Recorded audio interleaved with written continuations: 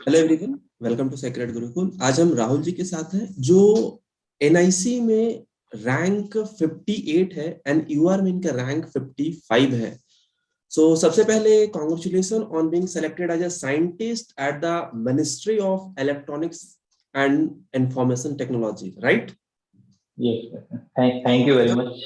या welcome to our platform. Thank you, sir. Thank you for तो calling me. How did you celebrate, कैसे आपने celebrate किया था जिस दिन आपका रैंक 55 है इन जनरल कैटेगरी? तो क्या फील कर रहे थे, किस तरीके से? एक्चुअली क्या है कि सच बताऊं तो ये मोमेंट का तो वर्षों से इंतजार था। जब से अपनी जर्नी स्टार्ट की थी 2013 में। मैं एक्चुअली 2013 पास आउट हूँ बीटेक में। तो उसके बाद से पढ़ाई स्टार्ट की थी, तो सपना तो उस दिन ही देखा था कि इस टाइप का एक ड्रीम जॉब लेना है। या बट टाइम लगा, बट फाइनली भगवान की कृपा से, सभी बड़ों के आशीर्वाद से मिल गया। तो वो मोमेंट को डिस्क्राइब नहीं कर सकता हूँ। बिल्कुल ही अनफॉरगेटेबल मोमेंट था वो, जो particular first half an hour का जो मोमेंट था ना। हम्म। तो मतलब मैं अपनी वाइफ के साथ, मेरी वाइफ और एक बेटी है, तो मैं साथ में था। तो वो मोमेंट बिल्कुल मुझे याद ही नहीं है कि वो मैं क्या फील किया उस समय। या आई कैन अंडरस्टैंड। मतलब बिल्कुल ही शॉक था, मतलब क्योंकि उम्मीद तो था कि मार्क्स अच्छे थे, इंटरव्यू अच्छा गया था, बट क्या है कि जब तक लिस्ट में नाम नहीं आ गया तब तक कोई भी चीज कंफर्म नहीं होती है। पॉइंट पॉइंट पॉइंट और एंड मेरे साथ हुआ है कि बहुत बार मैं माइन्यूटली बहुत बार मिस किया हूँ। तो वो डर था कि कहीं इस बार भी ऐसा कुछ ना हो, बट था कि चलो हो जाएगा, लग रहा था। नहीं, तो मेहनत कभी विफल नहीं जाता। कहीं ना कहीं अगर आपने मेहनत किया तो सक्सेस तो आएगा ही, थोड़ा लेट आता है लेकिन देर है दुरुस्त है। जी जी बिल्कुल।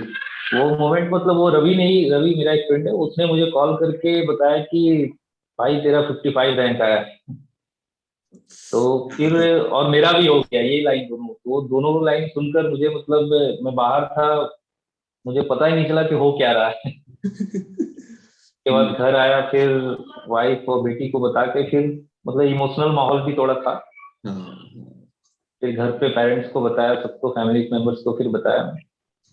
तो बहुत ही मतलब बेस्ट मोमेंट था, one of the best moment था वो। थोड़ा सा आप अपने एजुकेशनल क्वालिफिकेशन या अभी वर्किंग कहाँ पे है उस बैकग्राउंड को थोड़ा सा बताएंगे? एक्चुअली मैंने बीटेक इलेक्ट्रॉनिक्स एंड कम्युनिकेशन में 2013 में आसनसोल इंजीनियरिंग कॉलेज है जो वेस्ट बंगाल यूनिवर्सिटी के अंदर आती है, वहां से किया था। हम्म। उसके बाद मैंने गेट की कोचिंग शुरू की थी, तैयारी शुरू की थी। हम्म। तो फिर मैं 4 या गेट तो ऑलमोस्ट सर्वर दिया हूँ, बट ऑलमोस्ट 4 या 5 टाइम्स मैं क्वालिफाई किया हूँ। इसमें से 3 बार टॉप पे 1000 में रहा हूँ। तो फिर मैंने 2015 में आईआईटी कानपुर में मेरा सिलेक्शन हो गया था एमटेक के लिए। हम्म। तो फिर मैंने वहां से एमटेक की 2017 तक, फिर कंटिन्यू तैयारी मेरी चली रही थी। तो 2017 में गेट में मेरी 545 रैंक थी, 545। और उसी समय बीएसएनएल की वैकेंसी आई थी, जेटीओ की, जूनियर टेलीकॉम ऑफिसर की, अच्छा गेट अच्छा। के थ्रू ही। हम्म। तो उसमें सिलेक्शन हो गया था। तो एमटेक भी कंप्लीट हुआ और तुरंत से 2-3 महीने के बाद उसमें ज्वाइनिंग हो गई। ग्रेट। तो मतलब बेसिकली आपका ब्रांच ईएनसी है? ईएनसी है, इलेक्ट्रॉनिक्स एंड कम्युनिकेशन। तो प्रेजेंटली अभी मैं बीएसएनएल में ही एज ए जेटीओ हूँ, उड़ीसा सर्किल में, अच्छा पोस्टेड अच्छा। हूँ। Great great. So can you tell me little about your family if you don't? मेरे फैम हाँ, कोई एक्चुअली हम लोग एक जॉइंट फैमिली से बिलोंग करते हैं। हम्म। तो मेरे पापा, चाचा और मेरे दादा भी हैं। अनफॉर्चुनेटली मेरी दादी का डेथ अभी नवंबर अक्टूबर में हो गया। ओके, तो सॉरी। हाँ, तो हम लोग साथ में रहते हैं, पापा चाचा सब लोग हम लोग साथ रहते हैं। मेरी शादी भी हो गई, 4 साल हो गई। मेरी वाइफ और अभी मैं बेटी है 2 साल की, उसके साथ में रहता हूँ। तो और मेरे पापा अभी बीसीसीएल में है, जो कोल इंडिया की सब्सिडियरी है ना, तो उसमें भी करेंटली वो वर्किंग है। वो लोग धनबाद में सारे रहते हैं। ओके।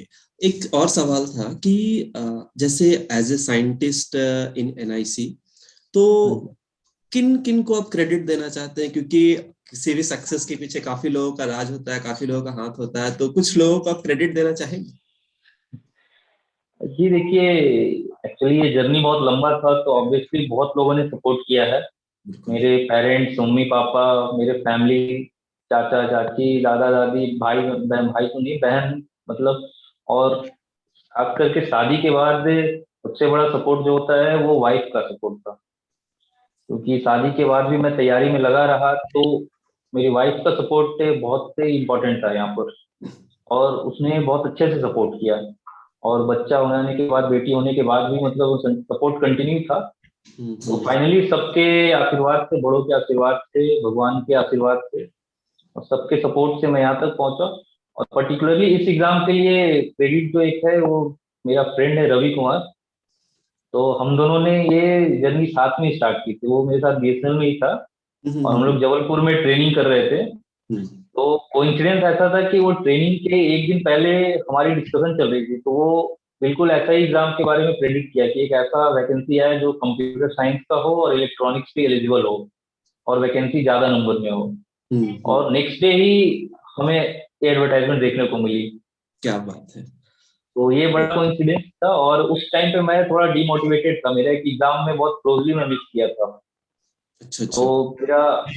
मेरा मतलब बिल्कुल पढ़ाई का उस समय वापस उठ पाना मुश्किल हो रहा था। तो वो मोटिवेट किया कि वन लास्ट चांस वाली बात है। तो उस टाइम पे सारे लोगों ने मोटिवेट की, मेरी वाइफ ने भी बहुत मोटिवेट किया, मेरे papa mummy other family member सब लोगों ने मोटिवेट किया। तो रवि के साथ वहां से जर्नी शुरू हुई थी, जो कि बहुत इंपॉर्टेंट जर्नी था। हम लोग 2 साल मतलब एक तरह से मिलकर पढ़े, साथ में थे नहीं बट मिलकर हम लोग पढ़े। अभी मैं यही आपसे पूछने वाला था कि आखिर एनआईसी में एज ए साइंटिस्ट का रोल मतलब कहाँ से, मोटिवेशन कहाँ से आया था, ये अभी मैं आपसे पूछने ही वाला था। सही। एक्चुअली मोटिवेशन देखिए, वैकेंसी आई थी as a scientist group A post की, और वैकेंसी भी मास में थी। तो और जॉब में थे जरूर हम लोग, बट ताकि अच्छा करना है या।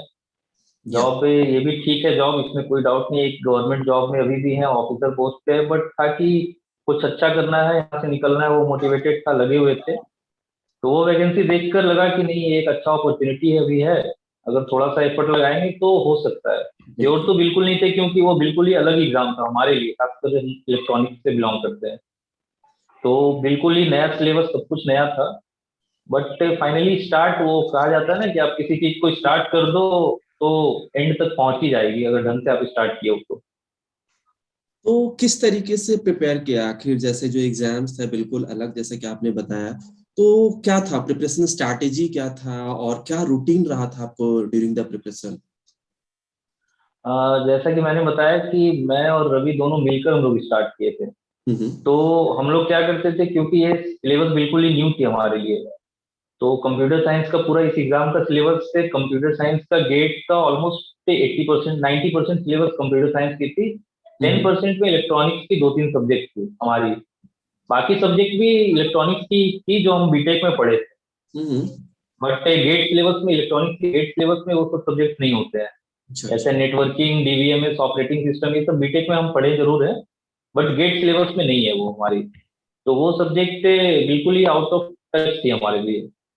तो फिर हम लोगों ने यूट्यूब का सहारा लिया, यूट्यूब के सोर्स से। तो वहाँ पे बहुत अच्छे अच्छे मतलब हमें फैकल्टीज मिली, अच्छे अच्छे चैनल्स मिले, जहाँ से हम लोगों ने, और उन्हीं के बदौलत आज हम सिलेक्टेड है। तो दोनों मिलकर पढ़ते थे, मतलब कुछ वो हमें सजेस्ट करता था, मैं कुछ उससे सजेस्ट करता था, दोनों हम्म। फाइंड करते थे, और जो बेस्ट लगता था उसको फॉलो करके उनके पूरे लेक्चर्स को पढ़े थे हम लोग।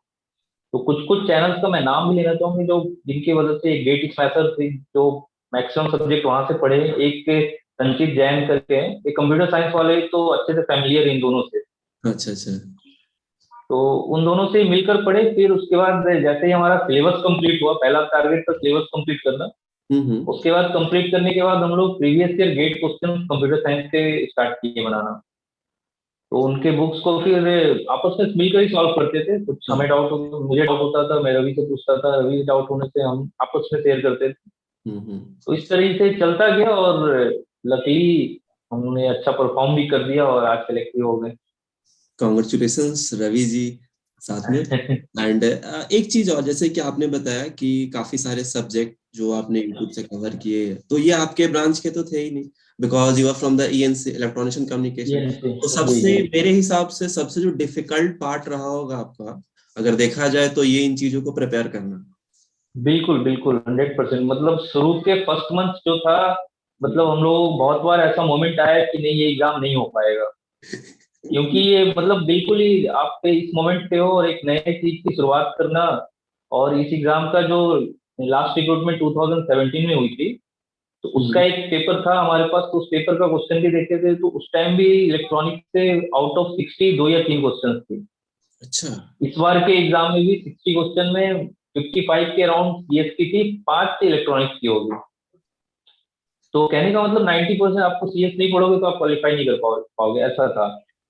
तो फिर भी हम लोगों ने, अब ये कोविड के वजह से एक फायदा हमें मिला कि टाइम मिली, हमें सफिशिएंट टाइम मिली। और तो उस टाइम का हमने यूटिलाइज किया इससे। और हमारे पास सबसे इंपॉर्टेंट चीज होता है सोर्स, जो मैं फील किया कि अगर आपको सोर्स अच्छी मिल गई तो आप कुछ भी कर सकते हो।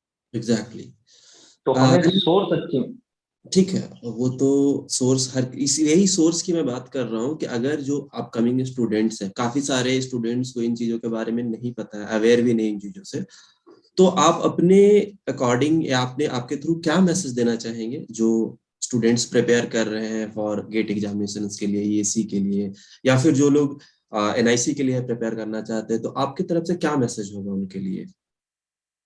मेरा मैसेज ये होगा कि पहले तो आप सिलेबस को अच्छे से पढ़ें। और आजकल यूट्यूब में बहुत सारे चैनल्स ऐसे हैं जो सिलेबस को भी अच्छे से डिस्क्राइब करते हैं कि हम्म। आपको किस क्या पढ़ना है, कहाँ से पढ़ना है, किस टाइप से पढ़ना है, कौन हम्म। से सब्जेक्ट को ज्यादा वेट देना है, कौन से कम देना है। तो पहले ये सब खुद से विजुअलाइज कर लेना है। उसके बाद हमें देखना है कि हम कहाँ से स्टार्ट करें। तो उसके हिसाब से फिर यूट्यूब में बहुत सारे चैनल्स हैं। तो आप, ये भी एक कंफ्यूजिंग है कि आप कहाँ से पढ़ोगे। तो वो थोड़ा सा टाइम इसमें देना पड़ता है। वो हिट एंड ट्रायल वाली चीज है कि आप चार पांच अलग अलग लेक्चर से पढ़ो, आप जिसमें कंफर्टेबल लोगो, क्योंकि लेक्चर से आप ये होता है, आप देख रहे हो, तुरंत फील हो जाता है कि मैं इसके साथ कंफर्ट में हूँ। हम्म। वो जो बोल रहे हैं वो मुझे कैच हो रहा है। तो ये थोड़ा सा हिट एंड ट्रायल होता है शुरू में, बट एक बार आपको पता चल जाएगी ना, तो बेनिफिट ये होता है कि हो सकता है दो तीन सब्जेक्ट और उन्हीं का आपको अच्छा लगने लगे। बिल्कुल। तो क्योंकि शुरू के कुछ दिन होते हैं। हाँ हाँ बिल्कुल, हाँ क्योंकि मोस्ट ऑफ द बच्चे को क्या होता है ना कि सिलेबस देख के कहें कि एनआईसी का सिलेबस काफी ज्यादा डिफिकल्ट है, हमने तो पहले पढ़ा ही नहीं है, तो दे आर डूइंग कि नहीं ये हमसे होगा ही नहीं। तो स्पेशली उन बच्चों के लिए आपके तरफ से जो मैसेज आएगा कि हाँ कि ईएनसी के होते हुए भी काफी मतलब सिलेबस आपके लिए डिफिकल्ट था, and still you are scoring 55 in your, right? जी। हाँ जी। एक्चुअली क्या है कि पूरे 280 की 278 की सिलेक्शन हुई है। तो मुझे जो लगता है आउट ऑफ 278 अराउंड 10% इलेक्ट्रॉनिक्स के जरूर हैं। तो ग्रेट। जितने भी इलेक्ट्रॉनिक्स हैं, किसी के लिए भी ये आसान नहीं रहा होगा। हम्म। तो इलेक्ट्रॉनिक्स कहने का मतलब है कि अगर आप पे कुछ नहीं करने चाह नया चीज शुरू कर रहे हैं, तो थोड़ा सा आपके अंदर कॉन्फिडेंस होना चाहिए और डिटर्मिनेशन होना चाहिए। हम्म। और सबसे इम्पोर्टेंट एक मोटिवेशन होना चाहिए कि हाँ ये करना है। तो हमारे पास क्या था कि मोटिवेशन सबसे ज्यादा था कि ये हमारे पास लास्ट ऑप्शन है। ग्रेट। क्योंकि मेरी एज ऑलमोस्ट 30 ईयर्स के अराउंड हो गई है। तो इसके बाद कुछ ऐसा वैकेंसी भरने के एलिजिबल भी मैं शायद ना रहूं। तो मेरे लिए ये मोटिवेशन था कि ये मेरे लिए लास्ट अपॉर्चुनिटी है, इसको इसमें अपना बेस्ट देना है। तो इसमें बेस्ट ही देना है, तो उसके लिए थोड़ा मोटिवेट हुआ। शुरू में परेशानी हुई, नो डाउट। बट एक बार वो लय आ गई ना, उसके बाद फिर वो दिक्कत नहीं हुई। बेस्ट कंटिन्यू वो दिया चलता रहे चला। साल में। हाँ बेस्ट अपने हिसाब से दिया था, तो बेस्ट देने का रिजल्ट आता ही है। कहीं पे भी इंसान अगर मेहनत करता है तो अपना और हंड्रेड एक परसेंट। चीज मैं कहना चाहूंगा कि किसी भी चीज की तैयारी करने के लिए सबसे बड़ा चीज क्या है ना, कि आप एटलीस्ट दो लोग मिलकर तैयारी करें। उससे फायदा ये होता है ना कि पहले तो सोर्स का अरेंज आसानी से हो जाता है, कुछ चीज वो सजेस्ट करता है, कुछ चीज। सेकंड क्या होता है जो इम्पोर्टेंट चीज है, कि कभी आप डिमोटिवेट फील कर रहे हो, अक्सर होता है ऐसा। तो अगला आपको मोटिवेट कर देता है, अगर वो डिमोटिवेट फील कर रहा है तो आप उसको मोटिवेट कर देते हैं।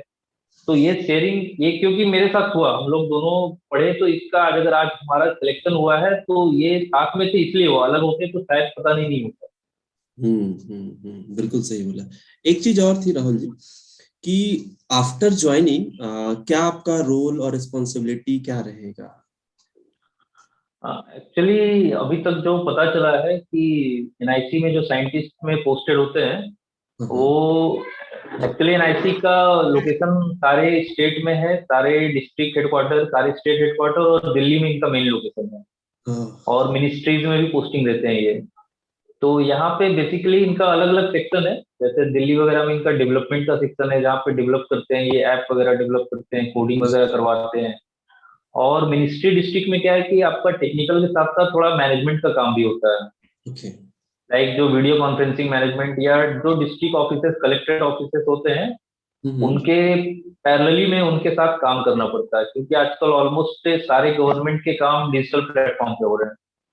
तो वो क्योंकि सारी चीज। हाँ, ये चीजें जो होती है ना कि मोटिवेशंस के लिए, जो अपकमिंग बच्चे जो तैयारी कर रहे हैं उनके लिए एक मोटिवेशन कि हाँ हमें यहाँ काम करने को मिलेगा और यहाँ हम काम करेंगे, थोड़ा सा लगता बिल्कुल है। बिल्कुल। आप पे मोस्टली जो डिस्ट्रिक्ट के ऑफिसेस है, वो सारे ऑफिसेस से कलेक्ट्रेट बिल्डिंग में होते हैं। अच्छा। और स्टेट का जो सेंटर है, वो मोस्ट ऑफ द सेंटर जो सीएम ऑफिस होता है, सचिवालय ऑफिस ना, उनके अंदर है। तो ये भी एक नो डाउट फील तो है ना, कि आप सीएम ऑफिस में जाकर काम कर रहे हो, या कलेक्ट्रेट बिल्डिंग में एज ए ऑफिसर आप काम कर रहे हो साइंटिस्ट लेवल पे, तो ये बहुत बड़ा मोटिवेशन होता है, क्योंकि आपको एक सोसाइटल इमेज मिलता है। वो हाँ। बहुत बड़ी चीज होती है।